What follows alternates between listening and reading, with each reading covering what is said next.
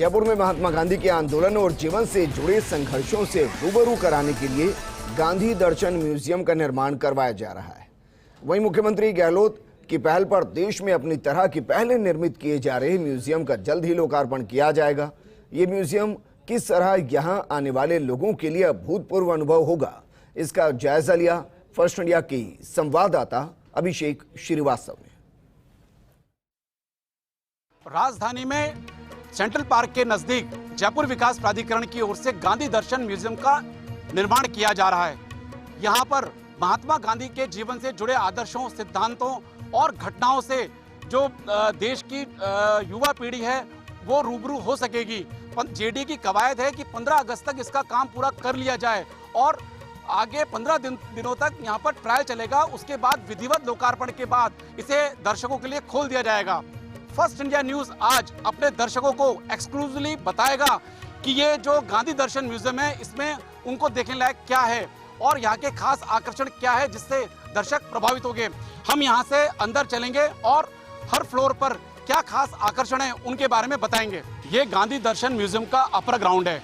यहीं पर ही दर्शक पहले टिकटिंग काउंटर पे आएंगे, उसके बाद वहां से टिकट लेके अपर ग्राउंड से ही इस म्यूजियम में प्रवेश करेंगे। हमारे साथ जेडीए के अधिशासी अभियंता सपन मिश्रा मौजूद हैं। मिश्रा जी, ये बताइए कि इस अपर ग्राउंड में क्या क्या जो है खास आकर्षण है? जी, जैसा आपने बताया कि हम लोग एंट्री करते ही सबसे पहले एडमिन ब्लॉक नज़र आ रहा था आपको और उसके बाद टिकटिंग काउंटर था और जो आम जनता होगी वो टिकट लेने के बाद जो एंट्री पॉइंट है वहाँ से सीधे बेसमेंट में जाएंगे जहाँ से हम लोग म्यूजियम का पार्ट देखेंगे। अभी हम जिस फ्लोर पर खड़े हैं ये है अपर ग्राउंड फ्लोर और इसके आपको चारों तरफ जो कैमरे में आप देख पा रहे होंगे कि ये जो बड़ी सी भव्य बिल्डिंग दिखाई दे रही है ये लाइब्रेरी का हिस्सा है और इसके लेफ्ट और राइट जो दो आपको बड़े हॉल दिखाई दे रहे हैं ये एक सेमिनार हॉल है और एक कॉन्फ्रेंस रूम है ताकि इस पर कोई किसी भी तरह की बौद्धिक संगोष्ठी आयोजित की जा सके। सपन मिश्रा ने बताया कि यहाँ पर किस तरह के यहाँ पर खास आकर्षण है। यहाँ पर जो गांधी से जुड़े विभिन्न विषयों पर यहाँ पर सेमिनार आयोजित की जा सकती है या कॉन्फ्रेंस की जा सकती है, उसके लिहाज से यहाँ पर स्थान उपलब्ध कराए गए हैं। अब हम यहाँ से चलेंगे सीधे बेसमेंट में। हम यहाँ म्यूजियम के बेसमेंट में पहुँच गए हैं। इस बेसमेंट में बताया गया है कि किस तरह से 1608 में अंग्रेजों ने बादशाह जहांगीर के समय भारत में प्रवेश किया था। उसके बाद से लेकर महात्मा गांधी के दक्षिण अफ्रीका के प्रवास तक की घटनाओं को यहाँ जीवंत प्रस्तुत किया गया है। इस म्यूजियम के कंसल्टेंट शेखर हमारे साथ हैं। सर, यहाँ की किस तरह से चित्रण जो है किया गया है कि जो अंग्रेज हैं वो भारत में कब आए और किस तरह से उन्होंने यहाँ पर अपना राज किया और जो गांधी जी का जो दक्षिण अफ्रीका से जुड़ी घटनाओं को किस तरह से दिखाया गया है, ये आप देख सकते हैं कि जो चित्र हैं उनके माध्यम से बताया गया। बताएं सर। तो ये देखा जाएगा आपको कि यहाँ पे ये सारे राजे रजवाड़ों के साथ इनकी मिली भगत चालू हो गई थी। ये जब ट्रेडर्स बन के आए थे उसके बाद मोनार्क्स बने, ये शासक बन गए अपने। इसके बारे में ये पूरा फ्लोर और ये जोन बात करता है।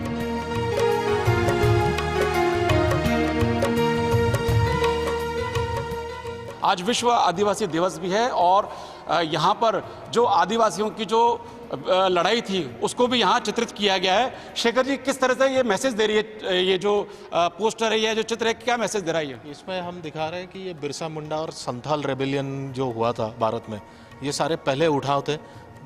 जो सारे आदिवासी जो जनजाति थी ये सारे इनमें जुड़ गए थे।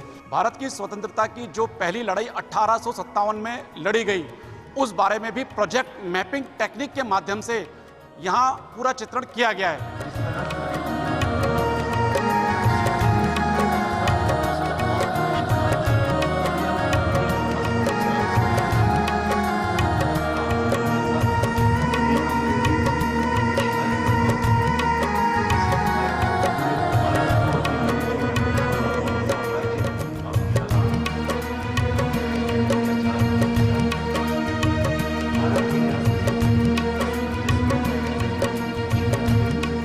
म्यूजियम के बेसमेंट के इस हिस्से में जो आप सामने देख रहे हैं, यहाँ पर ये बताया गया है कि महात्मा गांधी ने किस तरह से अलग अलग धर्मों का अध्ययन किया और उस अध्ययन के बाद ये पाया कि सभी धर्मों में एक ही संदेश है, वो है सत्य और अहिंसा। उसको यहाँ पे प्रोजेक्शन मैपिंग टेक्निक से दिखाया गया है।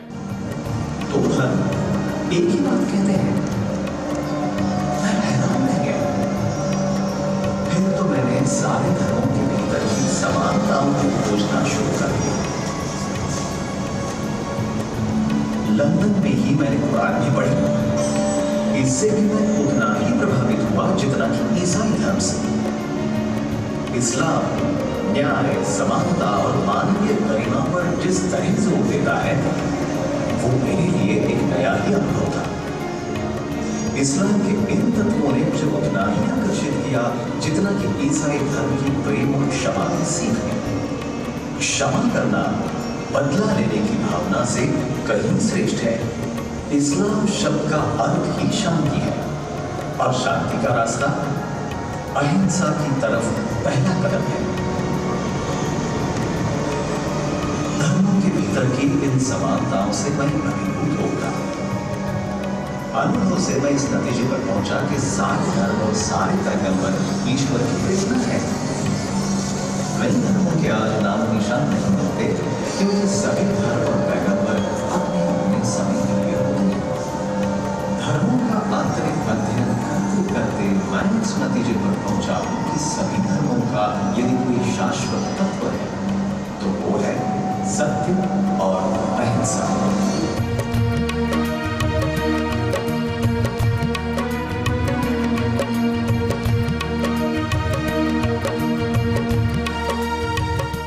राष्ट्रपिता महात्मा गांधी के दक्षिण अफ्रीका प्रवास के दौरान उन्हें किस तरह से ट्रेन से धकेला गया, यह हाइपर प्रोजेक्शन स्कल्पचर के माध्यम से बताया गया है। और आप देख सकते हैं कि किस तरह से स्कल्पचर ये बता रहे हैं कि उन्हें धकेला गया और ये ट्रेन का जो स्वरूप दिखाया गया है। कंसल्टेंट शेखर, आप बताएं कि क्या ये मैसेज देती है। तो आप ये पहले देखेंगे तो यहाँ पे आपको पहला ये चित्रित किया गया कि उनको ट्रेन से धक्का दिया गया है। लोगों में ये उत्सुकता बढ़ती है कि क्यों धकेला गया है, तो वो हमने इस तरीके से यहाँ पे अंदर दिखाया। तो आप अगर अंदर झांक के देखेंगे तो ये ट्रेन में जब वो गार्ड उसको पूछता है कि आपका टिकट कौन सा है, वो सारा हमने यहाँ चित्रित किया है। जनरली ये चीज़ सिर्फ इतनी दिखाते हैं लोग, लेकिन उसके पीछे की जो स्टोरी है वो लोगों को देखने मिलती नहीं है, इसलिए हमने ये अलग टेक्निक से इसको दिखाया है यहाँ पे। दक्षिण अफ्रीका प्रवास के दौरान राष्ट्रपिता महात्मा गांधी के विचारों में किस तरह से ट्रांसफॉर्मेशन हुआ, उसको यहाँ पर उनकी अलग अलग वेशभूषाओं के माध्यम से बताया गया है। पैसों की कमी के बावजूद वे कपड़ों और फैशन पर अच्छा खर्च करते हैं। जब वे दक्षिण अफ्रीका की लड़ाई के सेनापति होते हैं तो उनका नया ही रूप देखते हैं। खुशी की महिमा की लड़ाई कपड़ों से नहीं, संकल्प से लड़ी जाती है। हम यहाँ म्यूजियम के लोअर ग्राउंड में पहुंच गए हैं। यहाँ पर महात्मा गांधी के भारत में प्रवेश के बाद किस तरह से उन्होंने स्वतंत्रता आंदोलन चलाया और उनकी मृत्यु तक जो विभिन्न घटनाएं हुई उनको यहाँ पर बताया गया है। हम सर इस यहाँ पर जो लोअर ग्राउंड है यहाँ पर क्या क्या देखने लायक है? सो यहाँ पे कई सारे 3D फिल्म्स हैं, यहाँ पे होलोग्राफिक फिल्म्स हैं, यहाँ पे एक लेंटिकुलर टेक्निक से हम चौरी चौरा का इंसिडेंस ये बता रहे हैं। उसके बाद काफ़ी सारे हाइपर रियलिस्टिक स्कल्पचर्स देखे जाएंगे। आगे चलेंगे तब हम देखेंगे कि जेस्चर कंट्रोल्ड सरफेसेस भी हमने डेवलप करी है। तो कई सारी नई टेक्निक से हम यहाँ पे ये सारी जो घटनाएं हुई इनको चित्रित कर रहे हैं।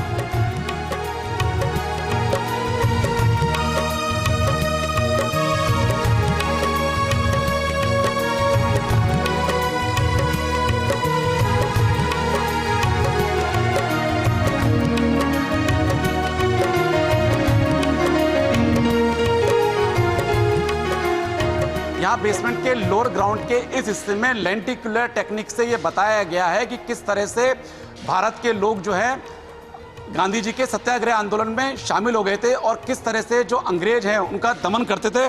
शेखर ये बताएंगे कि इसमें क्या दिखाया गया? तो ये चौरी चौरा वाला इंसिडेंस है। इसमें हम दिखा रहे हैं एक साइड पे कि सारे जो साइलेंट प्रोटेस्टर्स है, जो सत्याग्रहीज है, और दूसरे साइड पे हम देख पा रहे हैं कि जो पुलिस उनको भगाने की कोशिश कर रही है या वो प्रोटेस्ट रोकने की कोशिश कर रही है। तो ये एक साइड से दिखाया गया। जब हम दूसरे साइड जाते हैं तो हमें दूसरा चित्र देखने को मिलेगा।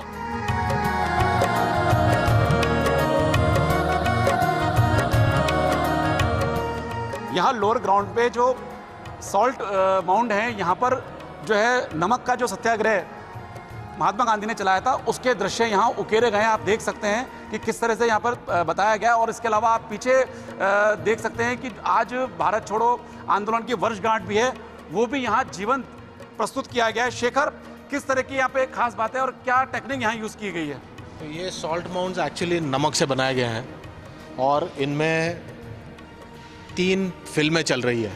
ये तीनों फिल्में, एक पहली फिल्म जो है उसमें हम दिखा रहे हैं कि नमक आंदोलन की तैयारी, दूसरे इसमें दांडी तक का प्रवास, और उसके बाद जब एक्चुअली नमक उठाया गया था, गांधी जी ने पहली बार नमक उठाया, ये 3 माउंट्स पे हम वो 3 चीज़ें दिखा रहे हैं।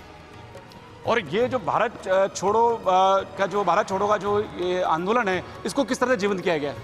सो यहाँ पे हमने 4 महत्वपूर्ण सत्याग्रह दिखाए हैं। उनमें से भारत छोड़ो एक सबसे बड़ा सत्याग्रह था, जिसको हमने ये फ्लैग्स जो एक्चुअली लोग प्रिंट करके, बैनर्स जो पकड़ के हाथ में चलते थे, तो लोगों को ये यहाँ पे खड़े होकर फ़ोटो खींचने की भी अनुमति है। ये सेल्फी पॉइंट भी बन जाता है, लोगों के ध्यान में आ जाएगा कि क्या हुआ था वो टाइम पे। तो हमने यहाँ अलग अलग चीज़ें दर्शाई गई है। खेड़ा सत्याग्रह के बारे में भी है, जहाँ पे हमने हल और बंदूकें रखी हैं, और साथ में आप देखेंगे तो ये सारे जो बैनर्स है अलग अलग भाषाओं में, क्योंकि ये भारत छोड़ो अलग अलग भाषाओं में, अलग अलग प्रांतों में हुआ था। इस फ्लोर पर यह भी बताया गया है कि महात्मा गांधी ने जिस तरह से स्वतंत्रता आंदोलन चलाया, उस दौरान कई बार उनको जेल में रहना पड़ा। यहाँ पर एक जेल का स्वरूप भी क्रिएट किया गया है। आप देख सकते हैं कि जेल, वाकई यहाँ पे आने वाले लोगों को जेल लगे, उस तरह से ये क्रिएट किया गया है। हम यहाँ अंदर चलते हैं, आप देखेंगे कि किस तरह से जो यहाँ की दीवारें हैं उनको जेल का, वास्तविक जेल का रूप दिया गया है और दिखाया गया है यहाँ पर अलग अलग टेक्निक से कि किस तरह से यहाँ पर जो है सीलन है और किस तरह से बदरंग दीवारें यहाँ पर है, और एक जेल का पूरा स्वरूप जो है यहाँ पर बताया गया है। शेखर, क्या खास है इस हिस्से की, क्या खास बात है? हम यहाँ पे विजिटर्स को ये फील करवाना चाह रहे हैं कि आप खुद जब जेल जाओगे और जेल के अंदर बैठ के जो आपसे जो आपकी भावनाएं उभरेगी, वो हम यहाँ पे चित्रित करना चाह रहे हैं। तो ये जो इसको हम बोलते हैं इमर्सिव एनवायरनमेंट, इमर्सिव। जेल जाने का मतलब है कि आज़ादी के टाइम पे जो जेल की स्थिति थी वो बताने के लिए। बिल्कुल, और इसे हम बोलते हैं इमर्सिव। मतलब आज़ादी की लड़ाई के समय जेल की स्थिति। तो ये इसे कहलाते कि ये है इमर्सिव एक्सपीरियंस। तो हम लोगों को ये फील करवाना चाह रहे हैं कि वो टाइम पे क्या फीलिंग होगी।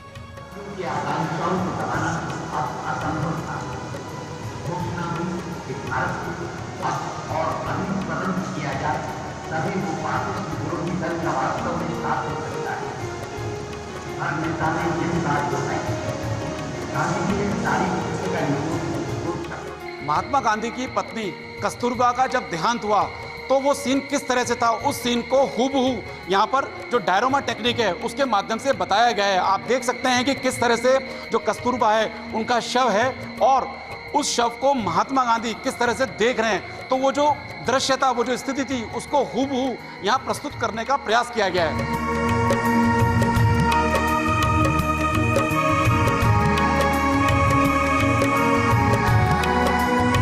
30 जनवरी 1948 को महात्मा गांधी की हत्या कर दी गई थी। उसके जस्ट एक दिन पहले जो बिरला भवन में 29 जनवरी 1948 को उन्होंने जो संदेश दिया, वो संदेश भी यहाँ उकेरा गया है। यहाँ पे ये बताया गया है, महात्मा गांधी ये मानते थे कि राजनीतिक आज़ादी तो मिल गई, लेकिन जो भारत के 7 लाख गांव हैं उनके संदर्भ में अभी भी सामाजिक, नैतिक और आर्थिक आज़ादी पाना बाकी है। तो इस तरह से आपने देखा कि ये म्यूजियम जो है बेसमेंट, लोअर ग्राउंड और अपर ग्राउंड 3 अलग अलग फ्लोर में बना हुआ है। 72 करोड़ रुपए की लागत से जेडीए ने इसका निर्माण किया है और निर्माण अब अंतिम चरण में है। मुख्यमंत्री अशोक गहलोत के हाथों जल्द ही इसका लोकार्पण किया जाएगा। इसके बाद इसे आम दर्शकों के लिए खोल दिया जाएगा। कैमरा पर्सन राकेश के साथ Abhishek Srivastava, first India news, Jaipur.